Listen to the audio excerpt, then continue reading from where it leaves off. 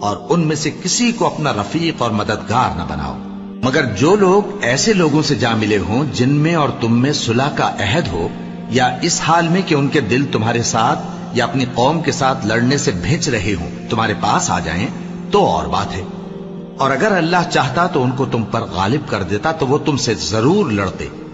پھر اگر وہ تم سے کنارہ کشی کریں یعنی تم سے نہ لڑیں اور تمہاری طرف صلح کا پیغام بھیجیں تو اللہ نے تمہارے لیے ان پر زبردستی کرنے کی کوئی سبیل مقرر نہیں کی۔ تم کچھ اور لوگ ایسے بھی پاؤ گے جو یہ چاہتے ہیں کہ تم سے بھی امن میں رہیں اور اپنی قوم سے بھی امن میں رہیں، لیکن جب فتنہ انگیزی کو بلائے جائیں تو اس میں اوندھے منہ گر پڑیں۔ تو ایسے لوگ اگر تم سے لڑنے سے کنارہ کشی نہ کریں اور نہ تمہاری طرف پیغام صلح بھیجیں اور نہ اپنے ہاتھوں کو روکیں تو ان کو پکڑ لو اور جہاں پاؤ قتل کر دو، اور انہی لوگوں کے مقابلے میں ہم نے تمہیں کھلی چھوٹ دے دی۔ اور